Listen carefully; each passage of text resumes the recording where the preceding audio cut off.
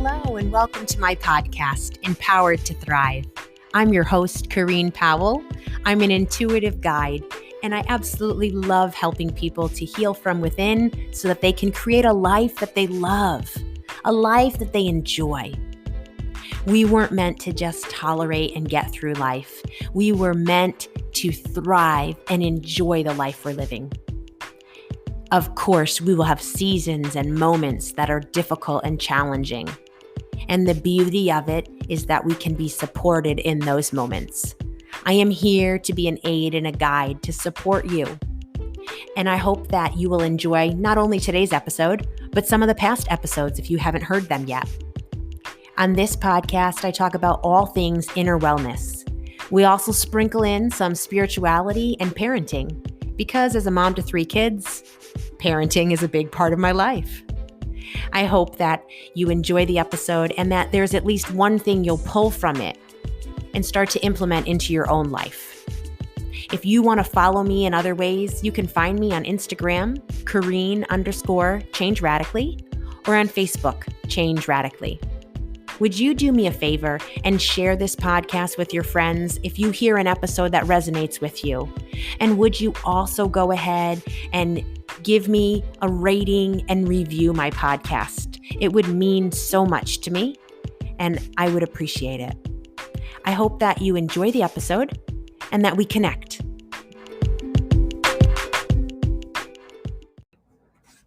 Today's episode is excerpts taken from a collective session that I recently hosted with a small group. If you like what you're hearing, this is your invitation to join us. We're going to meet a couple more times this month, and I would love to have you participate. But in addition to that, please just note that as you're listening, if anything feels a little disjointed or out of place, it's because these are parts of a larger conversation. Enjoy the episode. I want to just intuitively speak to all of you. So it's going to be generic. Close your eyes if it helps you receive it. Keep them open if you want. I don't care. But just position yourself in a way where you feel like you're opening your heart up to receive. And so before we do that, I'd like us to take a few deep breaths and just think about inhaling peace and rest. And as you exhale, just letting go of the stress and the tension of today, of your difficult relationships, of life in general. So just breathe in through our nose and hold that breath for, 6-7 seconds.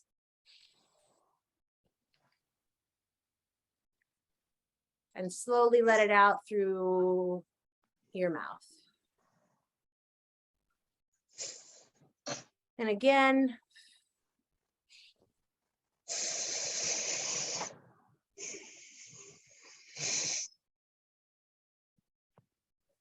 So just absorb all of the goodness that surrounds us, and we release all of the stress and everything that's heavy and weighty, and we just let it go in this moment. And I just want to remind you all that you are not your stressors. Your stressors are not your life. That they are a small portion of life. And we're going to learn more and more how to allow them to be a small portion of our life, in the corner, not all consuming us, not in our face. And so just to any tension in your shoulders, just you can, roll them. You can do whatever feels good to release any tension, any stress. I want to remind you as you do that, that you are not responsible for the people around you. You are not responsible for their emotions. for their life circumstances, the adult people around you. They are responsible for their life circumstances, for their decisions, and for their emotions.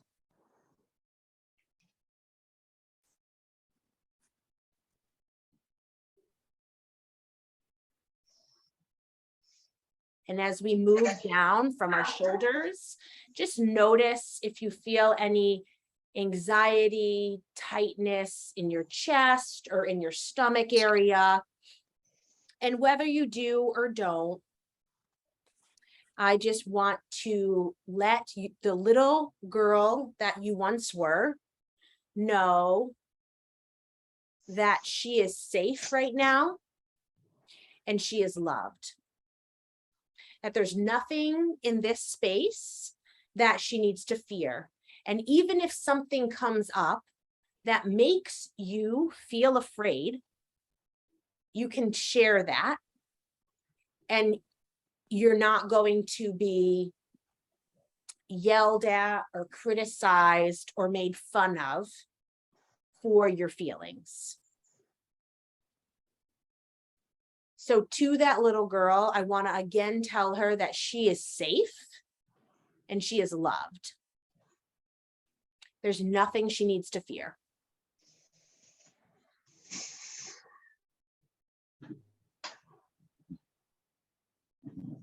And to every part of you that has a preconceived idea of who you need to be, how you need to show up, what's the right thing to say or not to say, to every part of you that's been told, this is okay and this isn't. This is who you should be, and this is who you should not be.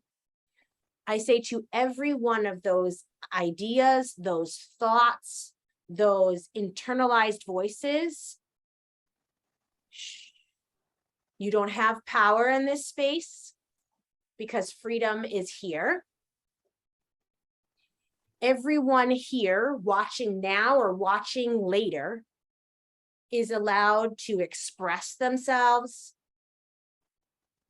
to show up however they need. And all of your parts are welcome. What I mean by that is, if you have this part of yourself that you feel like, you know what, once I showed up and I really spoke my mind and I was shut down. I was told, you don't ever speak to me in that way. That part of yourself that learned to be quiet is allowed to show up here.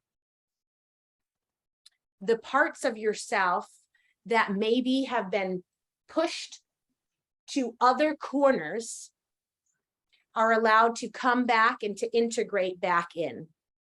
And as you, at least all three of you know, because you've all worked with me on some capacity, a big part of healing is integrating back into ourselves and allowing every bit of us that's thought we had to hide or we had to shut it off to come back so that we can become our authentic self, the fullness of who we were created to be.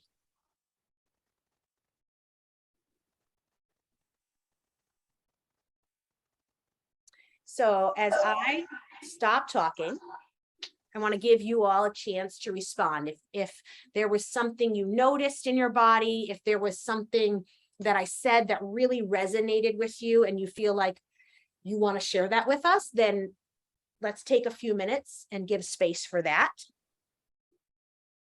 One of the questions was how to move on when you're emotionally triggered. And I think you all have a basis, but just in case anyone listening to the replay doesn't, when I talk about being triggered, it's normally just when we feel extreme, intense emotion, and it can sometimes feel like it's spiraling us downward or amping us up. But it's based off of a subconscious belief, something we believe about ourselves, about other people, or life in general. And that belief is affecting our perception and our feelings in that moment. So we can be triggered in so many ways, but I'll just throw out an example. I think one way that I at least am triggered is if somebody wants to try to say how I should feel or what I should think. If I'm not careful, I can react to that because it's a sensitive spot for me. Because like you said, Mom, I lived in an environment where people did dictate how you needed to think and be. Right. So I react to that in a bigger way. But if I set myself back where I'm almost observing myself from a distance, if you think about it, like I'm here, but I'm seeing myself here. If I can recognize, oh, I'm feeling like they're trying to shut me down, but that's just based off of their emotions right now. This isn't actually about me. It's about them and how they're thinking and feeling. Because when people say things to us, a lot of times they're projecting their own feelings and thoughts and beliefs onto us. So if I look at it from that perspective, I can settle myself and say, this isn't about me. I don't need to shut myself down, even if they want me to. But that takes practice, like that. Let me pause, literally, take a breath,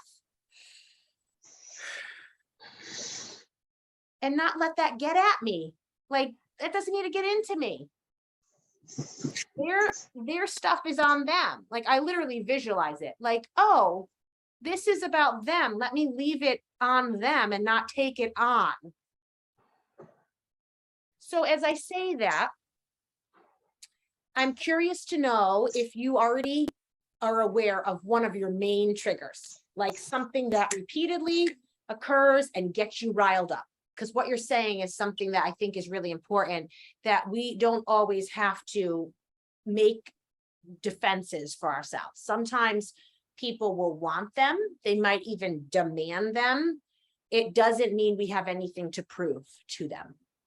And I think that's a part of that, like becoming, trusting ourselves more. The self-assured, self-confident, trusting our own self and not doubting it just because somebody brings up an accusation or they bring up their opinion. So it's easier said than done, but I think it's a good practice to sometimes not have a defense. Because especially if the other person is not going to hear what we have to say. Right. And it's not going to affect them. Like, it's not going to change anything really. Then that's not really the type of person that we should waste our energy trying to convince them of something. And it means we might be misunderstood, which can be super painful. But I think that's another piece on the healing journey. Like we learn that, yes, I will be misunderstood by other people sometimes, but at least I'm going to be true to myself and understand myself. Instead of doubting myself, I'm going to be self-assured, where actually I understand myself. Even if a few other people or many don't. So, but yeah, it's very hard. I think whenever we love somebody, it is so hard to see them in a bad spot, in a place that we know, man, I wish they weren't in that place. And I know it's hard to just feel those emotions because there's not much we can do with it. You know, it's like, oh, I feel this. I recognize that this is a fear of mine, and it's possible reality in the future. And it's hard to just let that be. But I think, it's good to let emotions show up and present themselves, and then be careful not to future trip where we aren't creating a story about what the future will be when we're not sure yet. Right. Especially if it's a story that's, gonna take us down. So as you realize, oh, I'm spiraling because the story I'm creating is a negative one, or is whatever, a self-sabotaging one, whatever the word is for it. You can literally stop it, because being aware is the first thing. Oh, whoa, my thoughts. What are they? You can change the thoughts.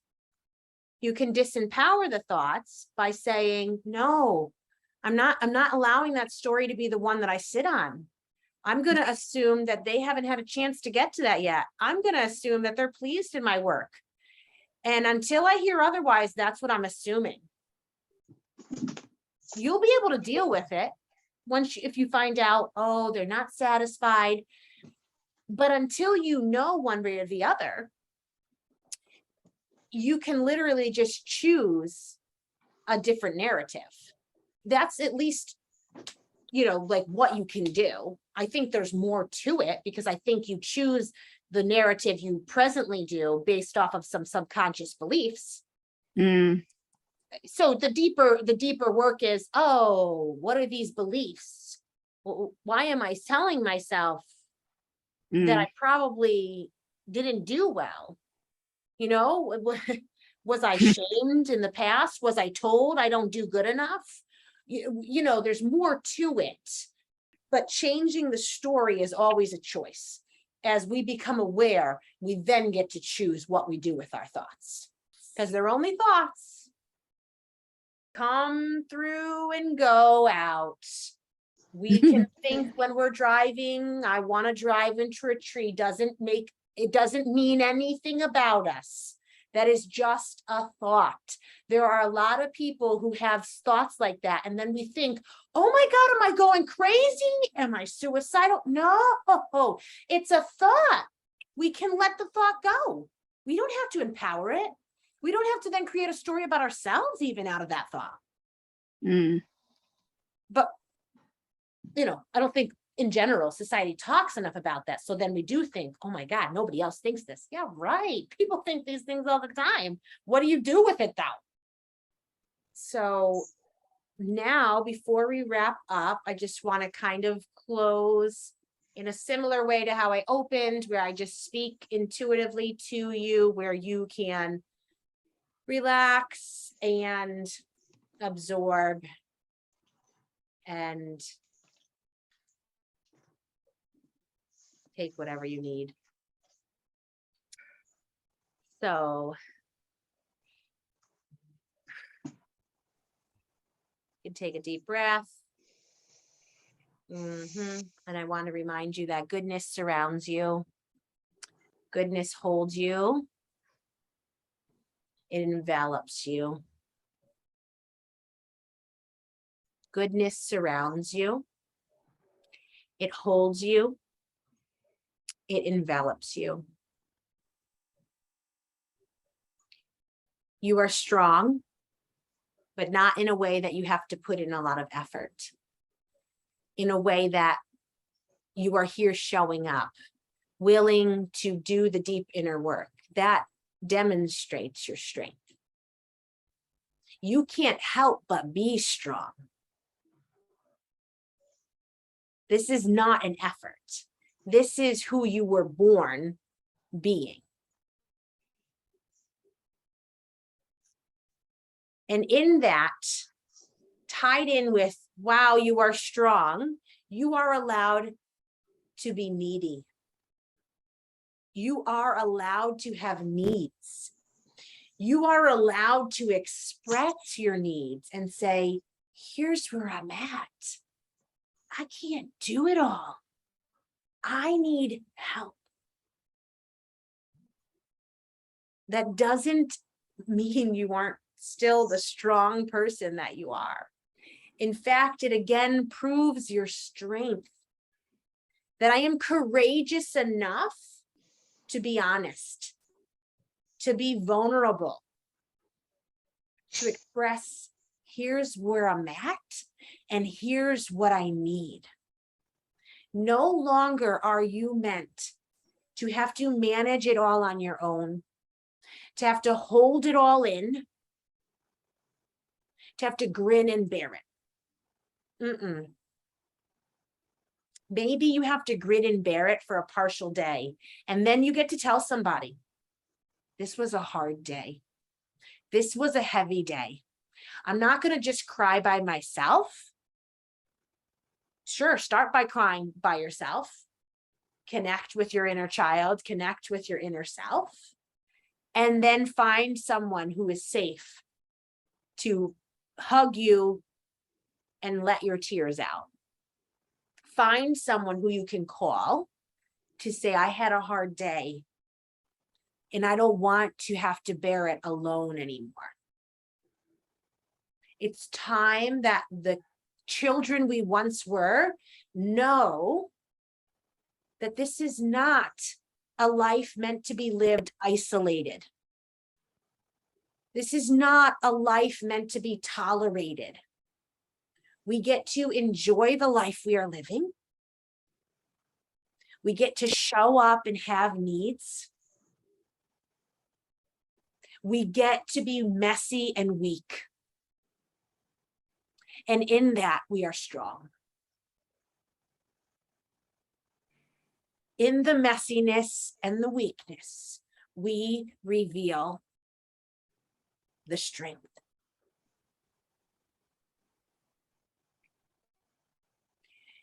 So I just ask that you would know in the deepest parts of who you are, how loved you are, that this next week you would feel supported, that you would feel motivated, that you would feel a sense of joy and satisfaction deep within you that might be like a flutter of something new,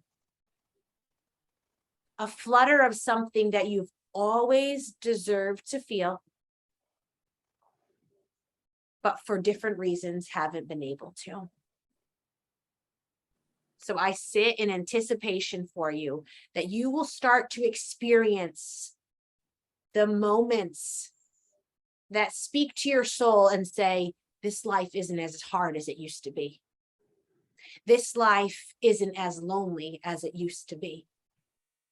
That it would be as if you feel the sun breaking through the clouds and the storm isn't fully gone, but things are starting to open up and you feel a sense of hope and a sense of anticipation of what is to come. Because goodness surrounds you. Goodness holds you. And goodness envelops you.